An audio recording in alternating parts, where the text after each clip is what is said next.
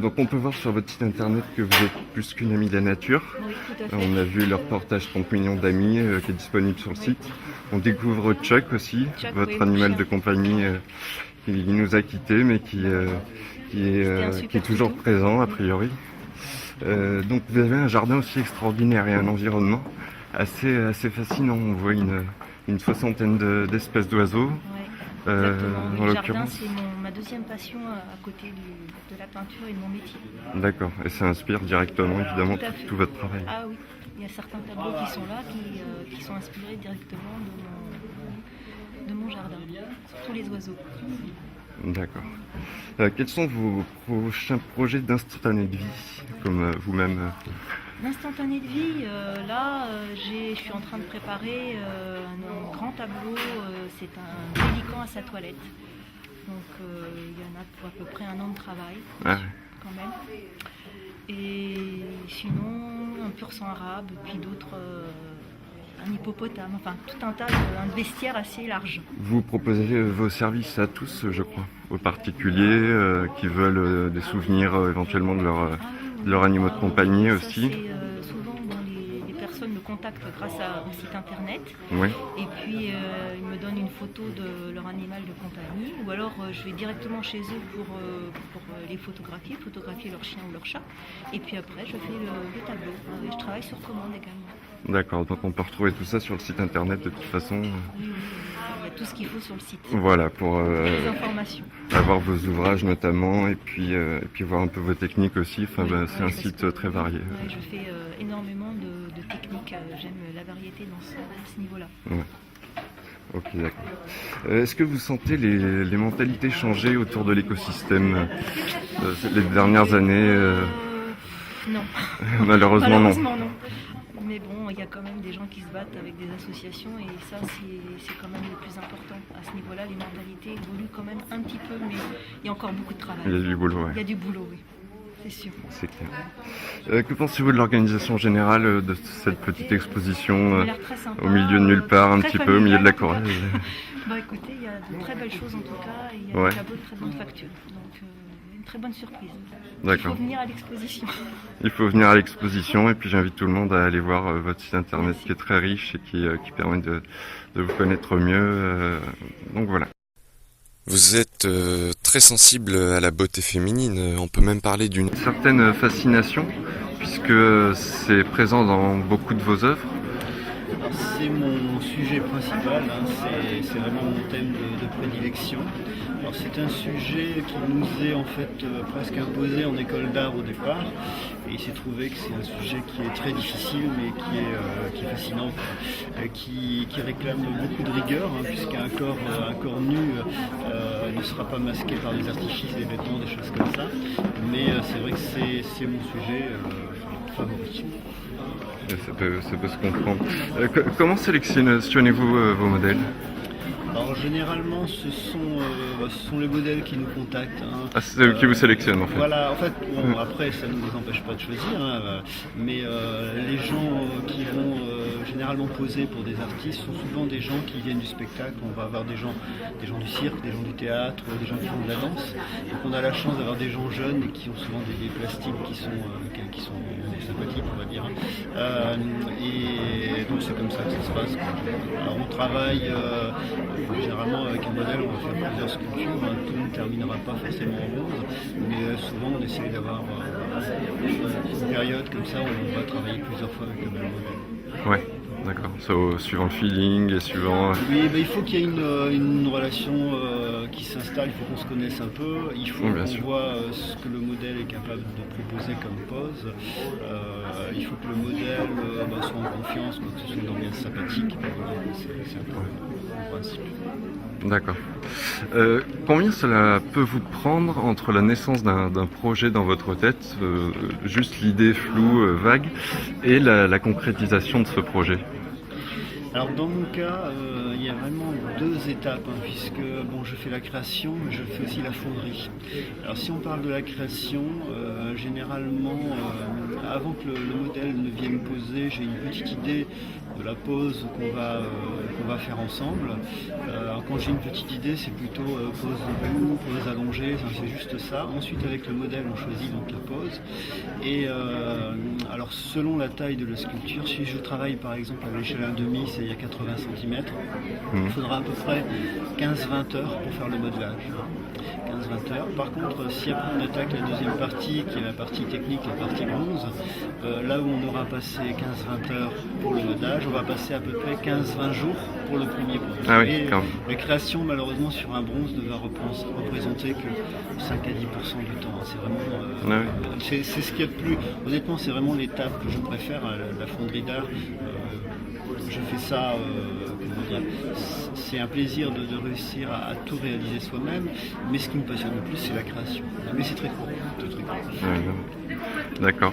Que pensez-vous en toute franchise de l'organisation du CAPM, de la qualité de l'expo en général, de sa diversité, de son accueil? Enfin, allez-y.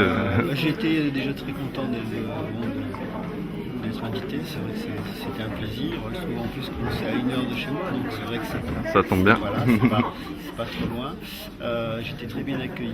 Alors je vous avouerai que j'ai beaucoup parlé avec l'autre artiste qui est d'honneur, et j'ai pas encore eu le temps de faire un vrai tour pour juger un peu l'ensemble des œuvres. Mais, il y a beaucoup à voir. Oui, il y a beaucoup à voir, mais c'est une première vision très favorable. J'ai apprécié aussi la signalisation qui était très bien faite, parce que je suis arrivé hier et c'est vrai que c'était toujours agréable de voir que l'événement est bien suivi, bien médiatisé, et qu'on n'est pas juste dans un beau lieu des fois, mais sans forcément le côté... Sans communication, structure, d'accord. Vous désirez rajouter quelque chose? Je pense qu'on peut inviter les gens à aller voir votre site internet qui est très fourni et qui vous présente bien. En fait, donc moi je suis, pour les gens qui sont ici dans la région de Saint-Ivan, moi je suis en Dordogne, je suis à une demi-heure de Sarlat, à 5 minutes de Sauillac, c'est-à-dire à 1 heure d'ici en fait. Donc j'ai un atelier galerie qui est ouvert toute l'année. Et qui est ouvert à tous. Voilà. Alors, les horaires sont sur le site, mais c'est ouvert quasiment tous les jours, sauf l'hiver en fait.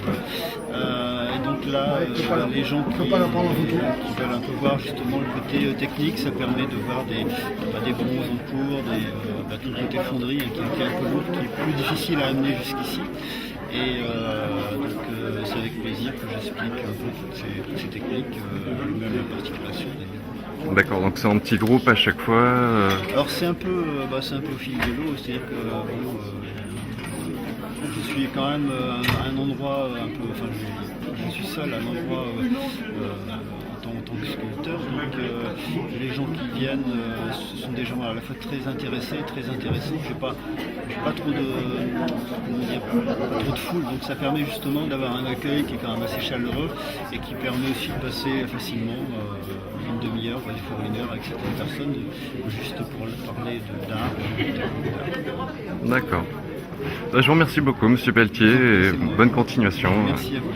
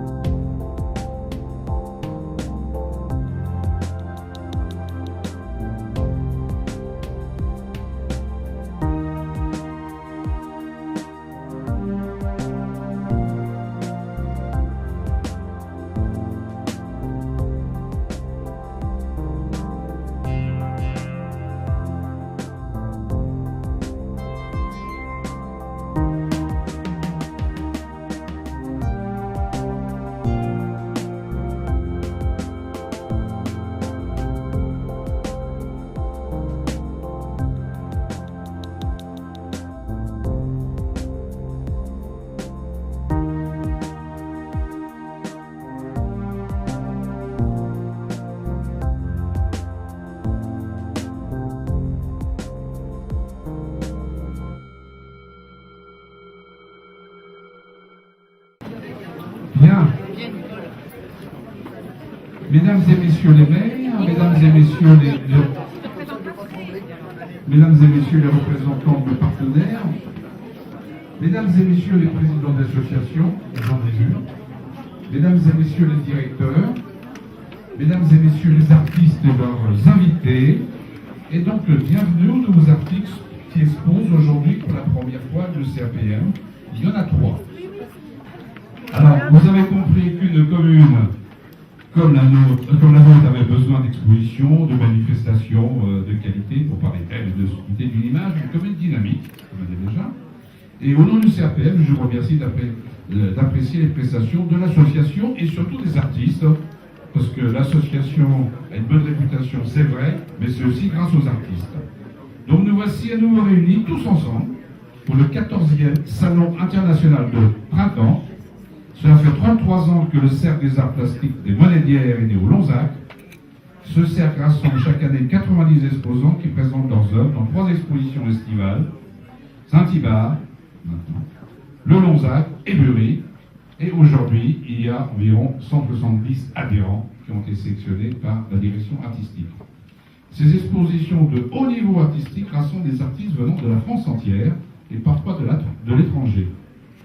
Et en 2011, nous avons transformé notre site internet en vitrine où se trouve la vie du CAPM et celle de nos adhérents, et surtout une exposition permanente sur notre site internet. Chaque artiste du CAPM pourra disposer d'une galerie d'art et il pourra exposer ses œuvres par 4 ou 12, voire plus. Les accueilleurs éventuels auront la possibilité de contacter l'artiste. Et bien entendu, les dates et les lieux de nos expositions, il y a une médiathèque, il y a tous nos partenaires qui sont également sur ce site internet.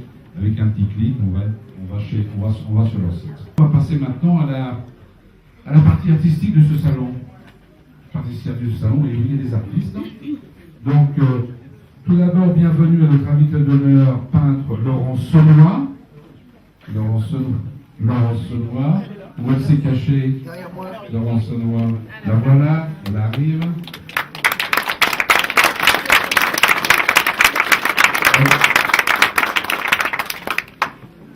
Elle nous vient de Lot, de Figeac. C'est une artiste animalier qui est passionnée par les animaux, le jardin et par tout ce qui touche la nature. Alors, en général. Hein. Et donc, elle pratique la photographie depuis 30 ans. Et elle est donc, en 2006, elle devient membre de la Society of Animal Artists of New York, qui regroupe les 500 meilleurs artistes dans le monde. Donc elle expose un peu partout dans le monde. Je vous suggère d'aller sur son site et elle peut nous donner le nom de domaine de son site. Avouez. www.laurentsaudouin.com. Elle mérite des applaudissements pour toute cette femme.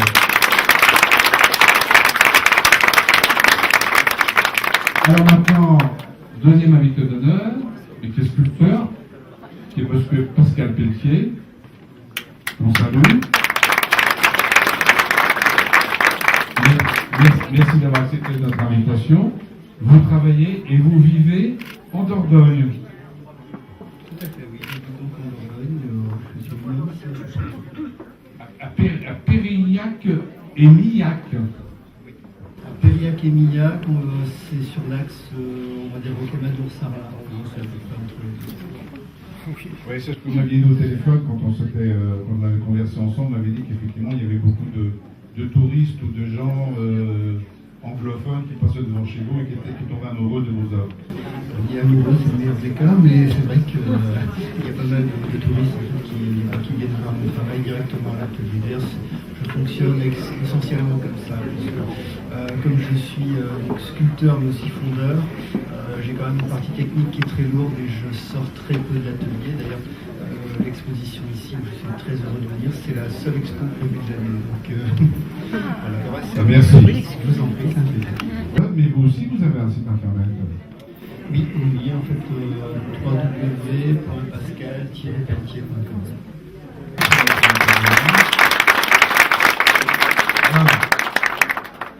Le CAPM a toujours reconnu et récompensé le travail et les progrès réalisés par les artistes. C'est pour cette raison maintenant que nous allons procéder à l'arbitre des distinctions. artistes qui exposent. Donc le directeur artistique Guy Christian Cana, ici présent, que vous connaissez, qui est un maître du trompe-l'œil, a examiné les œuvres des artistes exposées dans ce salon, et il a fait un certain nombre de choses. Le cercle d'or du CAPM de Saint-Ibard 2012 a été attribué à André Bars. André Bars.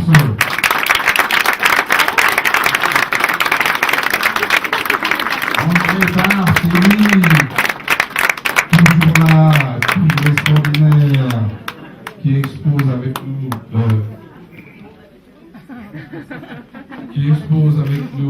au salon au salon d'Obja à Fantastique, qui parcourt la France et le monde avec ses œuvres, et qui habite en Corrèze, c'est Prébélair, c'est ça?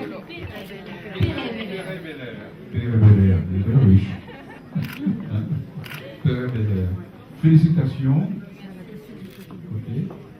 Et nous avons aussi le prix de la Banque Carnot, que nous devons donc décerner. Et donc, c'est Monsieur Grand, qui va s'annoncer, qui est le directeur de la Banque Carnot d'Uzerche, qui est donc un partenaire fidèle depuis 20 ans. Et donc, le prix de la Banque Carnot est décerné cette année à Saint-Ibard à Monique Guillemot. Ouais, Monique Guillemot. Ouais, Monique. Félicitations Monique, qui est aussi membre du comité directeur du CAPM. Et il est vrai que ça fait très longtemps que...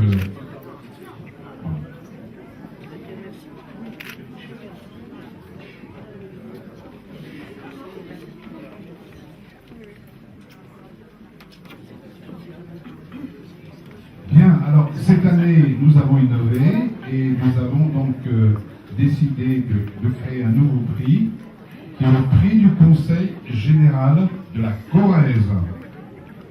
Dans le prix général de la Corrèze, en accord avec Sophie dessus, donc nous avons donc décidé de créer ce prix.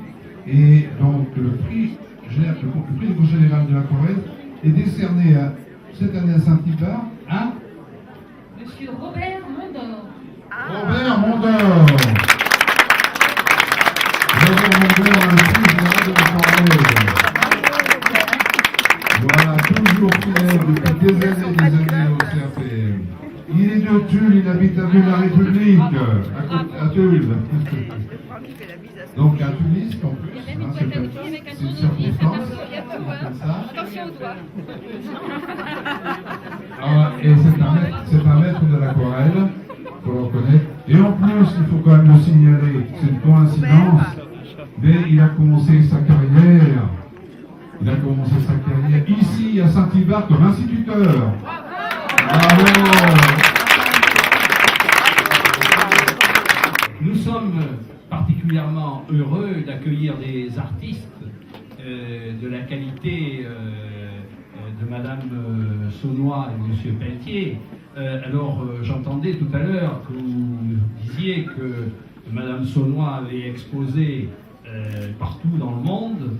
Alors rendez-vous compte, notre petite commune de 670 habitants, où il y a 3 fois plus de vaches que d'habitants, qui accueille des artistes d'une telle qualité, c'est pour nous un très grand honneur. Mais on a quand même beaucoup d'émotions à accueillir tous ces artistes, et je voudrais vous remercier tous d'être venus à Saint-Ibard, et c'est une exposition magnifique.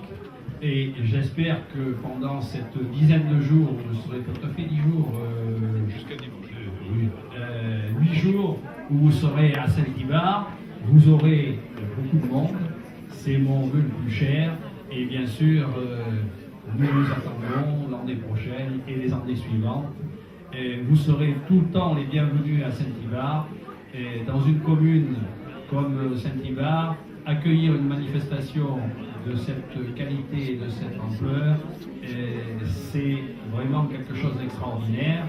Nous sommes très attachés à avec mon adjointe chargée de la culture, Laurence Gerbe, nous sommes très attachés à accueillir des expositions de qualité, comme aussi nous sommes attachés à avoir des concerts de qualité et amener la culture de qualité dans les communes rurales. Je crois que c'est très important et nous, avec nos modestes moyens, nous essayons d'y arriver grâce à des associations comme la vôtre, cher président Chapalin, et nous souhaitons que votre association vienne longtemps à Saint-Ivar. Merci. Madame Sophie Dessus, donc vice-présidente du Conseil général, présidente de Corse Culture et présidente effectivement du Festival de Sédière. Je me suis dit, effectivement, Sédière, ça va partir. Hein, c'est même parti, donc elle s'en occupe. On a eu une conférence de presse il n'y a pas très longtemps, on a eu l'occasion d'y assister. Et donc, Sophie Dessus, donc un petit mot.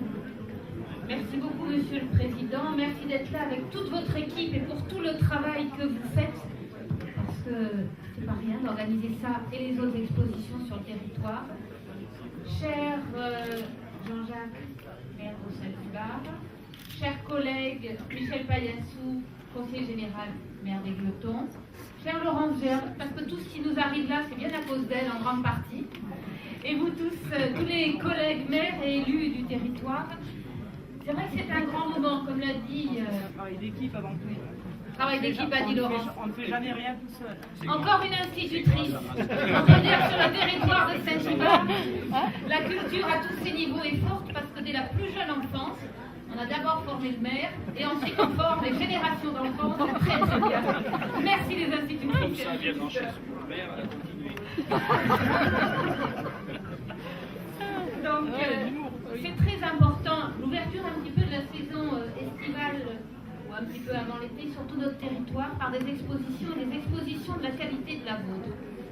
Vous étiez, comme vous l'avez dit, jusqu'à présent à Masseray, mais vous êtes à Ébury, vous êtes au Lanzac, et souvent, le public a un petit peu peur ou craint d'avoir peur de l'art en se disant on ne va pas rentrer dans une exposition, dans une salle de théâtre, à un concert, c'est pas fait pour nous. Et le fait que vous alliez sur le terrain, que les expositions là, au concert, soient de commune en commune, que les communes acceptent de les accueillir, mettent à disposition leurs locaux, et de nos jours on a de belles salles municipales pour les accueillir, c'est très important parce que en fonction des villages, c'est pas forcément les mêmes personnes que je vois, mais c'est chaque fois des personnes qui habitent dans leur commune, qui viennent, qui rentrent, le moment convivial, hein, c'est vrai que c'est plutôt dans la bonne humeur, et c'est très bien, mais il y a aussi le fait de se dire, mais oui, c'est pour nous. Et non seulement on peut admirer, comprendre, discuter avec des artistes et des artistes qui viennent de loin et qui sont confirmés, comme les artistes invités d'honneur cette fois-ci, mais en plus ils peuvent se dire, mais mon voisin dessine aussi, il est à l'académie de peinture qui est à tel ou tel endroit, et si je m'y mettais? Et si, sans avoir la prétention forcément d'exposer ou de devenir un grand artiste, je me donnais ce plaisir que procure l'art, cette découverte, cette ouverture sur le monde? Eh bien, vous participez à tout ça par ces expositions, et vraiment, je vous remercie parce que la culture est la base de tout. Et ça part des instituteurs et institutrices, et je les remercie d'être là. C'est eux qui donnent à nos enfants l'ouverture, la tolérance, l'apport pour pouvoir gérer leur vie, apprendre à lire des images dans ce monde qui ne vit plus que d'images et qui va vite. Heureusement que vous êtes là. On compte sur vous pour continuer pendant des générations et des générations à nous aider à savoir apprécier tous les talents que là il y a sur les murs, les talents des notes de musique, les talents artistiques. C'est un des plaisirs de la vie et de nos formations. Merci, Monsieur Chapalin, de nous amener tout ça et merci à tous les élus qui s'investissent dans le domaine et à tous les artistes qui nous apportent tout ce bonheur.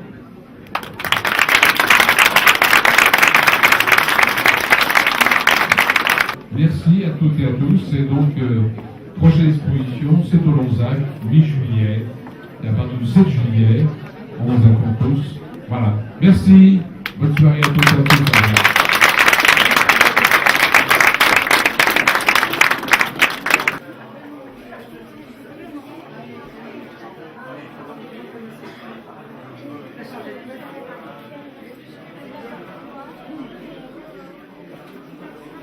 ça va.